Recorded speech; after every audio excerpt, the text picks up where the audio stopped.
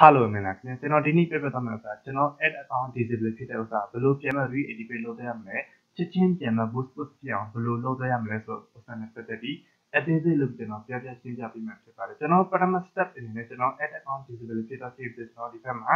request the 15 important boy. Any request the 15 channel amali loaded at the channel add account permanently disability to the permanently registered to the Tamamulti. The ID field panel to the attack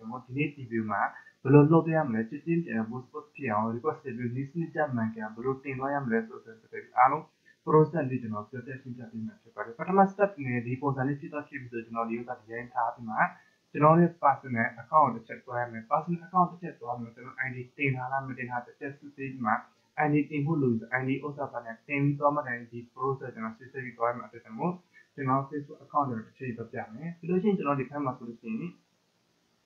setting ပဲတစ်ချက်နေမှာ setting တစ်ချက်နေသွားမယ်ပြီးလို့ရှိရင်ကျွန်တော်ဒီ ID confirmation ဆိုတော့တစ်ချက်နေသွားရပါမယ် Okay ကျွန်တော်ဥစ္စာမှာဆိုရင်ဒီမှာ your ID information has been confirmed ဆိုပြီးကျွန်တော်ဒီဥစ္စာ ID ဘာညာအားလုံးပြင်မှာ request တွေတင်ထားအတွေ့အကြုံပေါ့နော်တကယ်လို့လူချင်းမျိုးဥစ္စာမှာ ID မတင်ရသေးဘူးဆိုလို့ရှိရင်ပထမ step အနေနဲ့ကျွန်တော်ဒီ phone number နဲ့ two verification two factor လို့ပြောကြတယ် two verification two factor ခံမှာခံပြီးတော့တဲ့အချိန်မှာကျွန်တော်ဒီ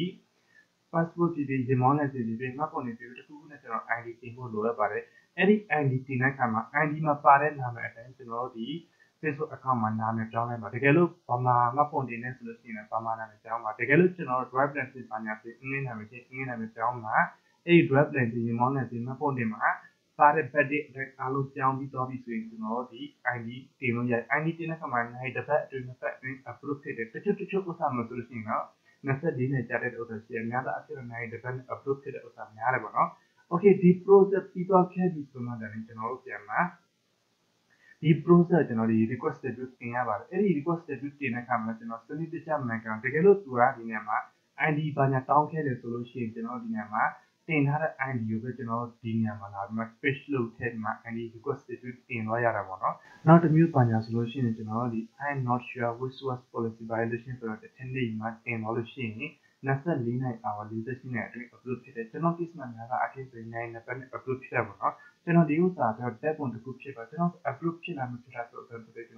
တော့ပြပါမယ်ကျွန်တော်ဒီဥစ္စာလုပ်ပေးတယ်ပေါ့နော်ကျွန်တော်ဒီမှာကြည့်မှဆိုလို့ရှိရင်ကျွန်တော်တစ်ခါတဲ့အချိန်မှာကျွန်တော်တစ်ခါပြပေးနေမှာဖြစ်ပါတယ်ဒါဆိုကျွန်တော်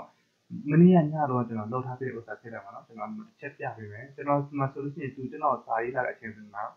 မနေ့ကတော့10:26မှာစာရေးလာတယ်ကျွန်တော်ဒီ10:26ဆိုကျွန်တော်ဒီနိုင်ဝက်အတွင်းမှာကျွန်တော် upload ဖြစ်အောင်လုပ်ပေးမယ်ကျွန်တော်ဒီမှာဆိုရင် boost လို့ရပါပြီဆိုတဲ့ဥစ္စာနဲ့ပတ်သက်ပြီးကျွန်တော်ရေးမှထည့်ပေးတယ်ပေါ့နော်တခြားဥစ္စာပြမယ်ဆိုလို့ရှိရင်ကျွန်တော်ဒီမှာဆိုလို့ရှိရင်ဘယ်လိုလုပ်မလဲသူရဲ့ price တိုင်းဆိုင်ရာနဲ့ပတ်သက်ပြီးရှိတဲ့ address မှာကျွန်တော်ဒီမှာလည်းအပေါ်ကစားပြလိုက်တော့ဒါအားလုံးကဗီဒီယိုဖြစ်ပါနော် okay ဒါတော့တစ်ချက်ပြည့်မှာကျွန်တော်သူရဲ့ account ဆက်ပြပြမယ်ကျွန်တော်ဒီမှာဆိုလို့ရှိရင် add account quality နေမှာရှိရပြီးကျွန်တော်ဒီဥစ္စာတစ်ချက်ပြမယ် okay ကျွန်တော်ဒီမှာ add register ဖြစ်တဲ့ဥစ္စာပါညာအားလုံးမရှိတော့ဘူးเนาะပြီးလို့ရှိရင်ကျွန်တော်တစ်ချက်ပြန်မှာ ID နဲ့ကျွန်တော်ပြပြီးလို့ဆိုရင်ဒီနောက်ဆုံးဥစ္စာဆိုရင်4 minute 3ပေါ့နော်အားလုံး live group အနေနဲ့ဖြစ်အောင်ကျွန်တော်ပြပေးဖြစ်ပါတယ်4 minute 3တာဆက်ပေးလိုက်မယ်ကျွန်တော်ဒီမှာပြင်ပြီး4 minute အားလုံးကျွန်တော် running လုပ်လို့ရတယ်ပြီးလို့ရှိရင်ကျွန်တော်ခဏနေချင်းကျွန်တော်ဒီapp manager ကျွန်တော်တစ်ချိန်တော့ပြန်မယ်အဲ့ဒါကျွန်တော်မသွားဘူးဒီလိုသူရဲ့ page ကျွန်တော်တစ်ချိန်တော့ပြန်မယ်သူရဲ့ page ကျွန်တော်တစ်ချက်ကြည့်မှဒီမှာ boost ဆိုအားလုံးဖြစ်တာခဲ့တယ်တချို့တွေပြောတယ်3ရက်ကြာတယ်4ရက်ကြာတယ်ဆိုတော့ဒါပေမဲ့များသော application မှာဆိုလို့ရှိရင်နိုင်ဝက်အတွင်းနိုင်တစ်ပတ်အတွင်း upload ဖြစ်အောင်လုပ်လို့ရတယ်ချက်ချင်း boost ဖြစ်အောင်လုပ်လို့ရတယ်ပေါ့နော် okay ဒီနေ့ဒီမှာဒီလောက်ပဲအားလုံးကျွန်တော်ကျေးဇူးတင်ပါတယ်တကယ်လို့အခြားနည်းလမ်းနဲ့ပတ်သက်ပြီးမှ issue ဖြစ်တယ်တကယ်လို့ဒီ permanently ဖြစ်တဲ့ ID fit ဘာနဲ့ဖြစ်တာခဲ့တယ်ဆိုလို့ရှိရင်ဒီ